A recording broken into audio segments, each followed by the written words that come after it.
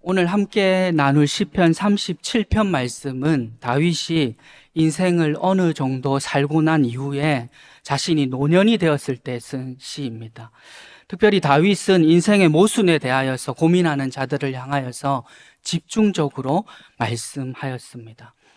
하나님이 살아계신다면 의인이 복을 받고 악인이 벌을 받는 것이 마땅한데 실제 우리가 살아가는 세상은 그렇지 않더라는 것입니다. 오히려 의인은 고난을 받고 악인이 형통한 것처럼 보입니다. 이러한 인생의 모순은 인류가 역사를 시작한 이래부터 지금까지 계속되고 있습니다. 어쩌면 앞으로도 계속될 것입니다.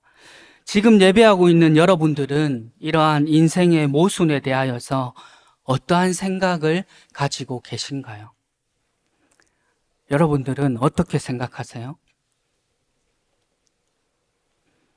역사적으로 이스라엘의 신실한 자들은 이러한 인생의 모순에 대하여서 많은 고민을 하였습니다. 눈물의 선지자 예레미야는 예레미야 12장 1절 말씀에서 하나님께 이렇게 질문하였습니다.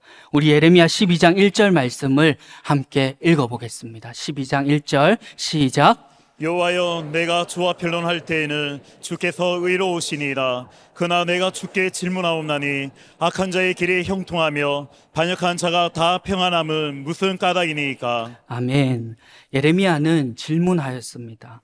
하나님, 제가 하나님과 대화할 때 하나님은 의로운 분이셨습니다. 그런데 딱 하나만 질문해 보겠습니다.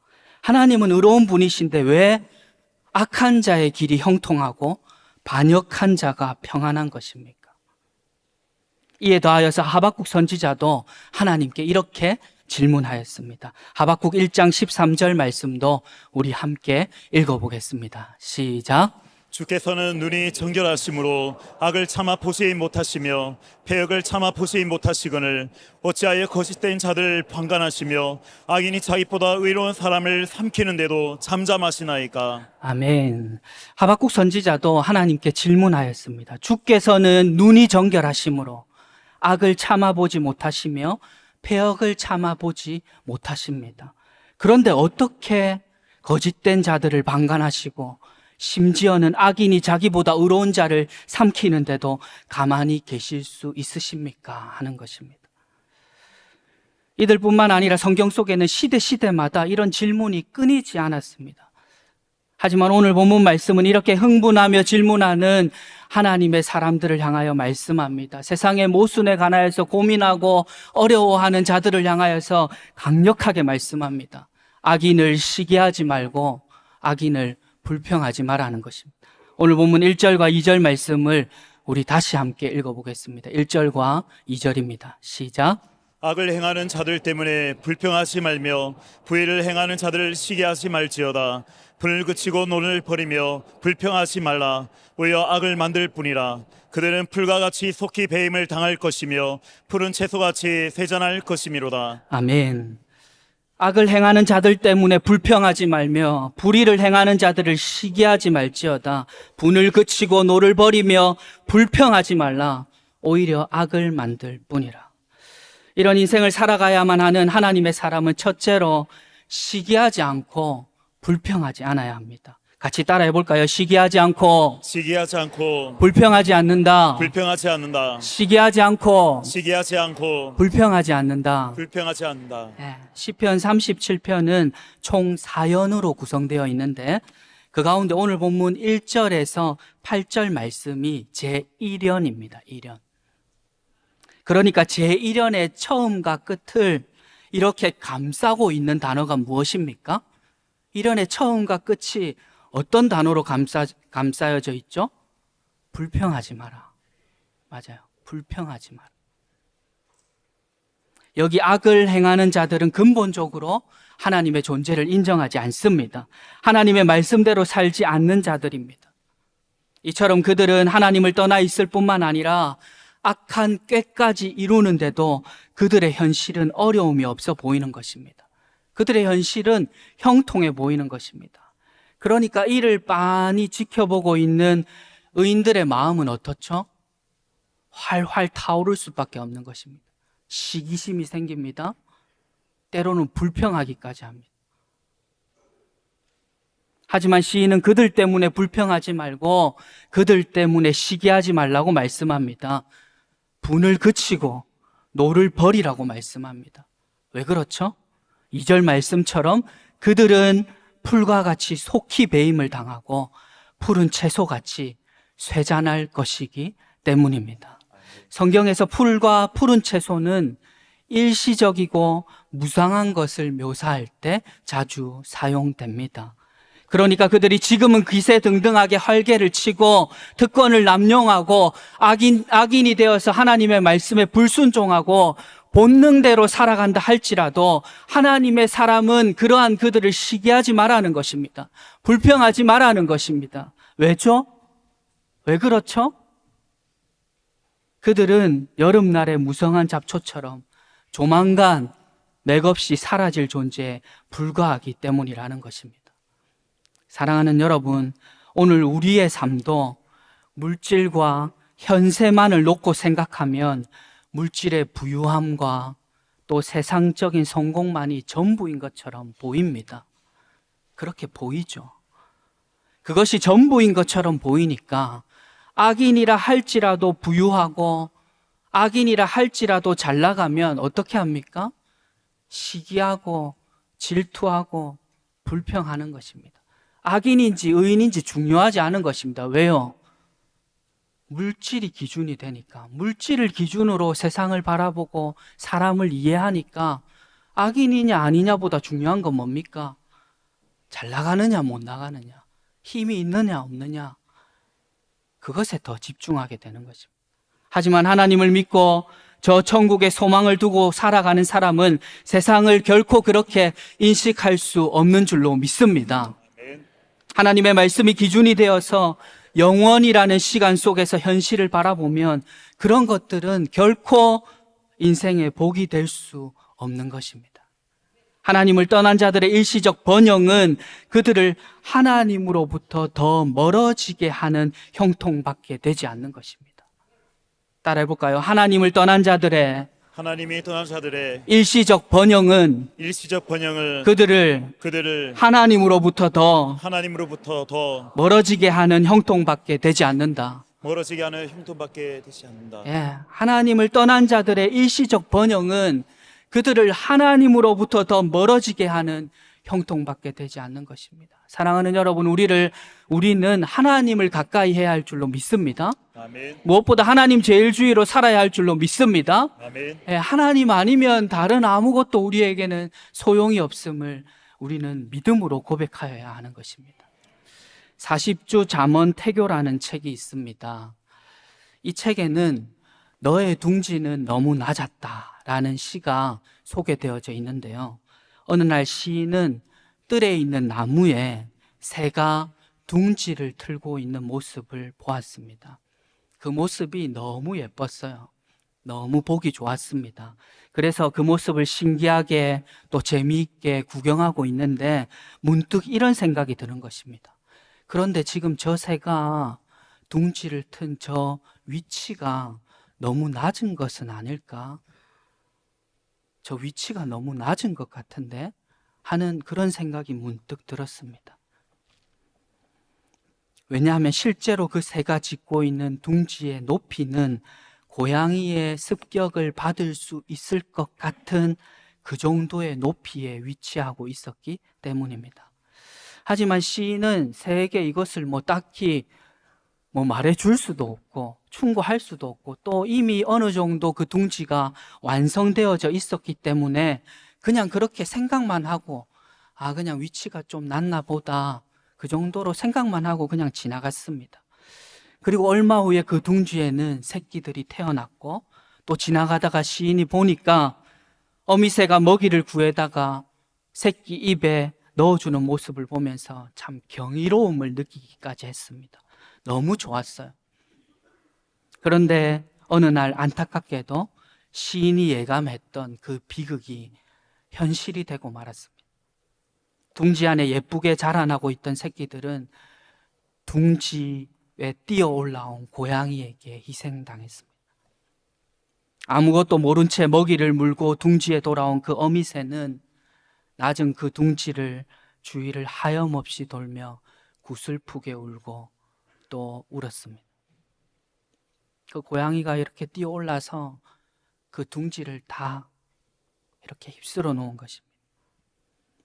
시인은 이 안타깝고 눈물이 멈추지 않는 이 순간에 깊은 여운을 남기는 한마디 말을 하였습니다. 너의 둥지는 너무 낮았었다. 너의 둥지는 너무 낮았었다. 사랑하는 여러분, 오늘 우리도 신앙의 삶을 살아가면서 저마다의 둥지 하나씩은 틀고 이 세상을 살아갑니다. 그렇다면 우리 신앙의 둥지는 어느 높이쯤에 위치하고 있습니까? 우리 신앙의 둥지도 고양이가 모든 것을 앗아갈 만한 딱 그 정도 높이에, 딱 그 정도 위치에 위태롭게 위치하고 있지는 않습니까? 하나님으로부터 멀어지더라도 일시적 번영을 추구하고 풀과 같이 속히 배임을 당할 것들에 마음을 두는 딱 그 정도 높이에, 딱 우리의 신앙의 둥지도 딱 그 정도 높이에 위태롭게 자리하고 있지는 않냐는 것입니다.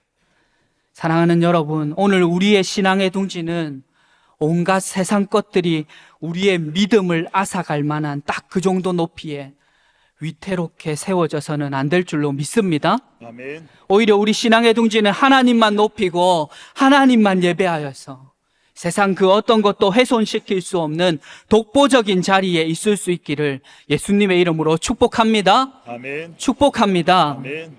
우리 신앙의 둥지는 그 독보적인 자리에서 고결하고 수준 있는 모습으로 더욱 견고하게 세워져 가면 참 좋겠습니다. 할렐루야. 아멘. 둘째로 하나님의 사람은 하나님을 의뢰하고 또 선을 행하고 성실해야 합니다. 우리 오늘 본문 3절 말씀을 함께 같이 읽겠습니다. 3절입니다. 시작. 여호와를 의뢰하고 선을 행하라. 땅에 머무는 동안 그의 성실을 먹을거리로 삼을지어다. 아멘. 여호와 하나님을 의뢰한다는 것은 그분을 굳게 믿고 의지한다는 것입니다. 신실한 하나님의 사람은 악인들이 여름의 무성한 잡초처럼 세상에 득실거린다 할지라도 오직 하나님만 믿고 하나님만 예배합니다. 왜냐하면 하나님의 사람은 현실을 살아가면서도 현실 이면에 지금도 역사하고 계시는 하나님의 섭리를 느낄 수 있기 때문입니다. 오늘 본문 말씀을 노래한 다윗도 참 쉽지 않은 인생을 살았습니다. 여러분 잘 아시죠? 다윗이 얼마나 힘든 인생을 살았습니까? 이세의 막내 아들로 태어나서 통일 이스라엘의 왕이 되기까지 행복했지만은 어려웠습니다. 즐거웠지만 또 어때요? 슬펐습니다. 하지만 다윗은 이런 쉽지 않은 인생을 악인들과 함께 얽히고 설키면서 그렇게 살아낸 이후에 이렇게 힘있게 건면하였습니다. 하나님을 의뢰하라, 선을 행하라, 성실하라. 같이 한번 따라해 볼까요? 하나님을 의뢰하라, 하나님을 의뢰하라. 선을 행하라, 선을 행하라. 성실하라. 성실하라. 저처럼 손을 한번 이렇게 불끈 쥐어보세요. 시고 한 번 더 불끈 쥐시고 따라해 보십시다. 하나님을 의뢰하라, 하나님을 의뢰하라. 선을 행하라, 선을 행하라. 성실하라. 성실하라. 할렐루야. 아멘. 여기 3절 하반절 말씀에 성실을 먹을거리로 삼을지어다 하는 이 말씀은 마치 양이나 소가 풀을 먹이로 삼듯이 하나님의 사람의 양식은 성실함과 신실함이라는 것입니다. 양과 소가 풀을 이렇게 막 뜯어 먹듯이 하나님의 사람에게 있어서의 먹이는 뭐라는 것입니까? 양식은 뭐라는 것입니까? 성실함과 신실함이라는 것입니다. 성실하다는 것은 정성스럽고 참되다는 것입니다. 그러므로 하나님을 의뢰하는 사람은 삶이라는 이름으로 찾아온 삶의 모든 것들에 정성스럽고 참되게 대할 수 있어야 합니다. 삶이라는 이름으로 찾아온 모든 것들을 정성스럽고 참되게 대할 수 있어야 합니다. 이렇게 살아가는 하루하루가 쌓일 때 하나님은 우리를 향한 하나님의 뜻을 이뤄가실 뿐만 아니라 이에 더하여 우리의 마음의 소원까지도 이루어 주시기 때문입니다. 이런 관점에서 다윗은 자기 자신도 작은 일에 최선을 다하면서 또 성실한 사람이었습니다. 우리가 잘 알다시피 다윗은 하나님의 기름 부음을 받기 전에 어떠했습니까? 무명인이었습니까? 유명인이었습니까? 무명인이었어요. 맞아요. 그저 양을 치는 한 목동에 불과했습니다. 그 누구도 그의 삶을 주목하지 않았습니다. 사무엘이 집에 왔을 때도 그의 아버지 이새는 다윗을 소개시켜 줬습니까? 안 소개시켜 줬습니까?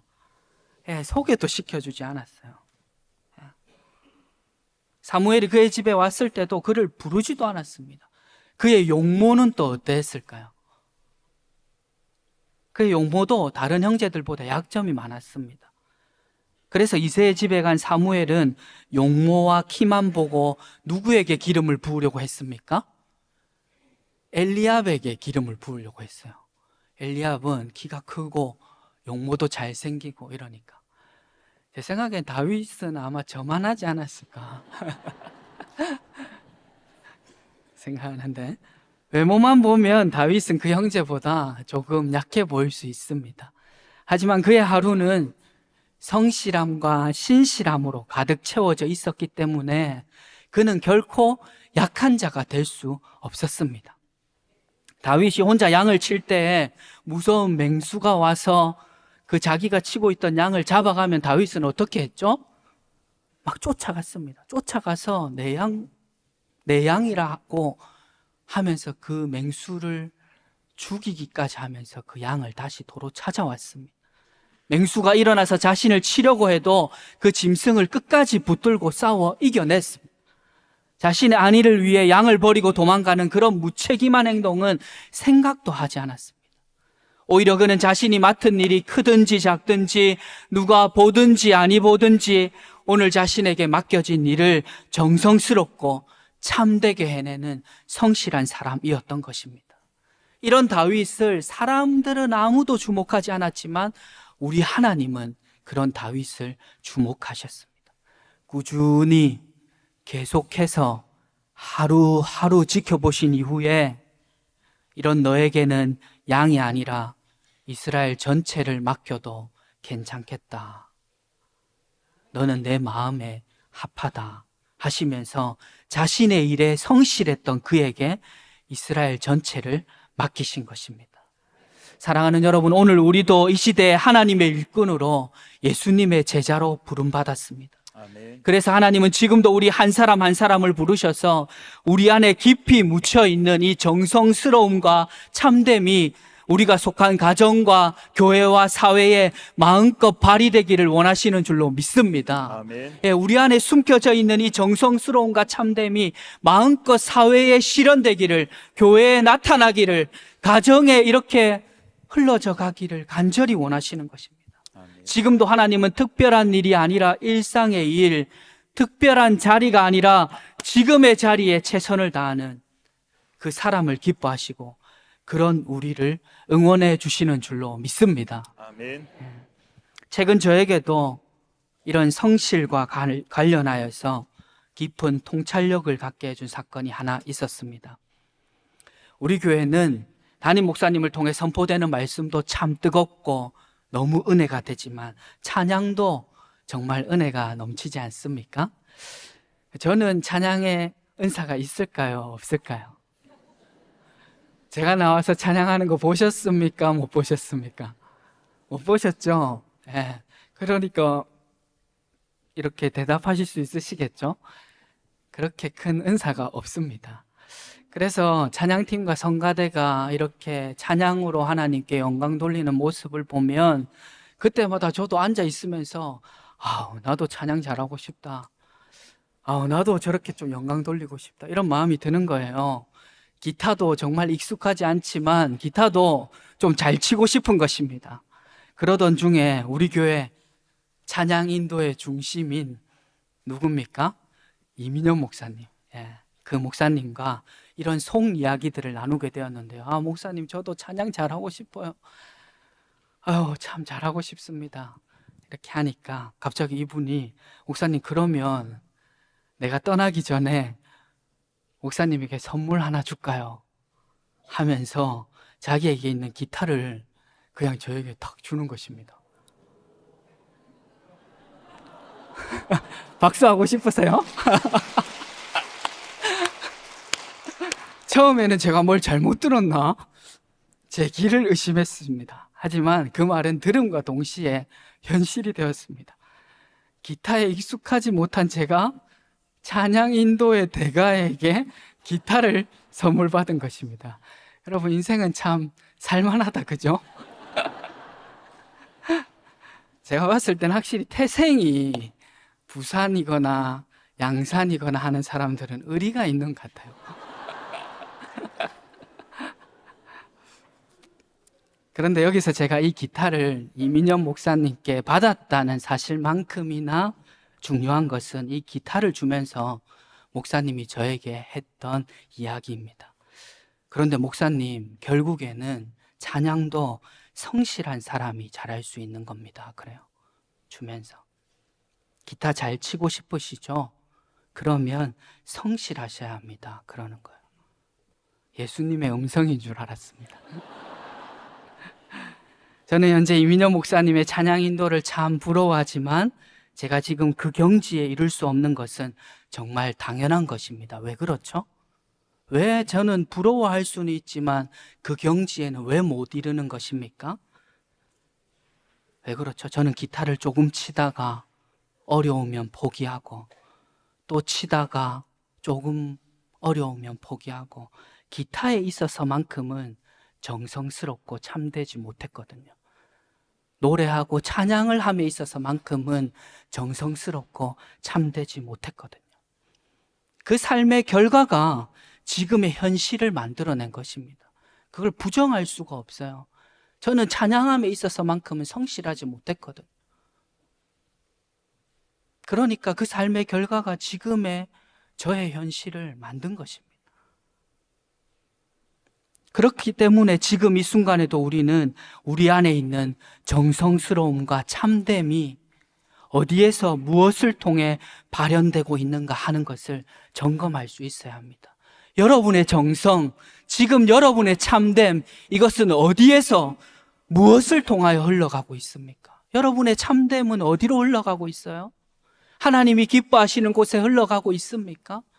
바라기는 여러분의 참됨과 여러분의 그 정성스러움이 하나님이 기뻐하시는 그곳으로 흘러갈 수 있기를 예수님의 이름으로 축복합니다. 아멘. 축복합니다. 아멘. 사랑하는 여러분, 그러므로 오늘 예배하는 우리 모두는 악인의 일시적 번영을 시기하며 그저 생명이 존재한다는 것만으로 만족하는 삶이 아니라 주어진 소명을 따라 지금 우리에게 맡겨진 자리, 지금 나에게 맡겨진 그 일을 정성스럽고 또 참되게 감당할 수 있기를 예수님의 이름으로 축복합니다. 아멘. 축복합니다. 아멘. 이제 마지막으로 세 번째, 이런 모순된 인생을 살아갈 때 하나님의 사람은 하나님 앞에서 참고 또 기다릴 수 있어야 합니다. 오늘 본문 7절 말씀을 우리 함께 읽겠습니다. 7절입니다. 시작. 여호와 앞에 잠잠하고 참고 기다리라. 자기 길이 형통하며 악한 꾀를 이루는 자 때문에 불평하지 말지어다. 아멘. 여호와 앞에 잠잠하고 참고 기다리라. 자기 길이 형통하며 악한 꾀를 이루는 자 때문에 불평하지 말지어다. 결국 인생의 모든 일은 하나님 앞에 참고 기다릴 때 이루어집니다. 깊은 밤 아침을 애타게 기다리면서 아무리 뜬 눈으로 밤을 지샌다 할지라도 밤은 기다림으로 아침의 때가 되었을 때 끝이 납니다. 이제 좀 많이 추워졌잖아요. 이 매서워질 겨울의 추위도 우리가 아무리 빨리 지나갔으면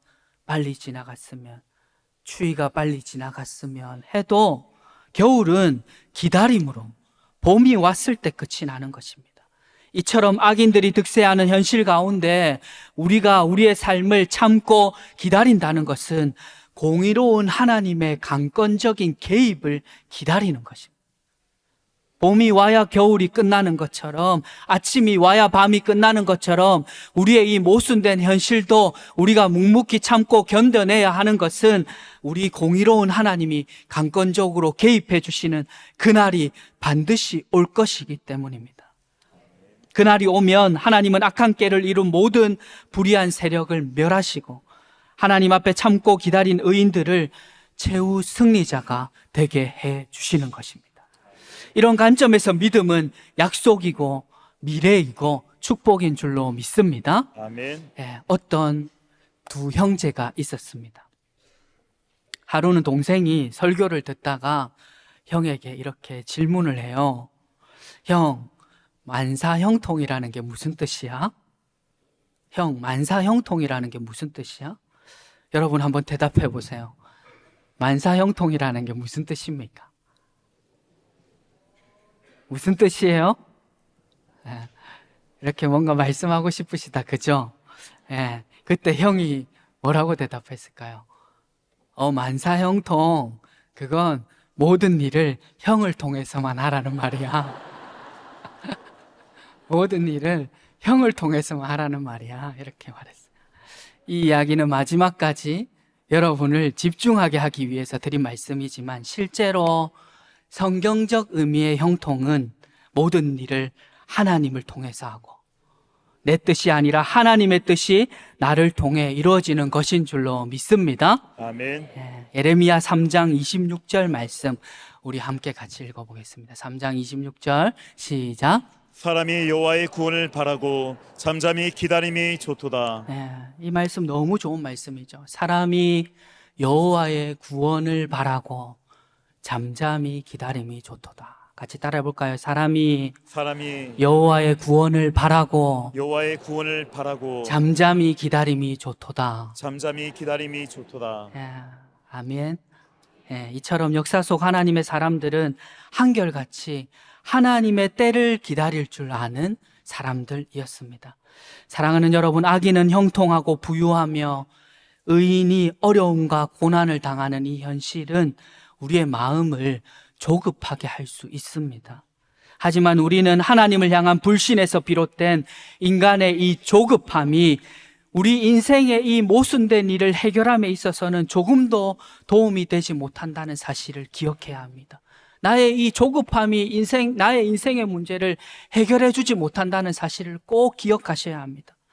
같은 관점에서 블레즈 파스칼도 세상에서 근본적으로 잘못된 일은 사람이 자기 방에서 조용히 지내는 법을 모르는 사실이라고 했습니다. 한 번 더 말씀드릴게요. 세상에서 근본적으로 잘못된 일은 사람이 자기 방에서 조용히 지내는 법을 모르기 때문이다. 자기 방에서 조용히 지낼 줄을 모른다는 거예요. 참고 기다릴 줄을 모른다는 거예요. 인생의 많은 문제는 인간의 조급함과 떠들어댐이 해결해 주는 것이 아니기 때문에 우리는 하나님 앞에서 잠잠히 참고 기다릴 수 있어야 할 줄로 믿습니다. 아멘. 인간이 당면한 문제의 실제적 해결은 오직 하나님을 통해서만 가능하기 때문입니다.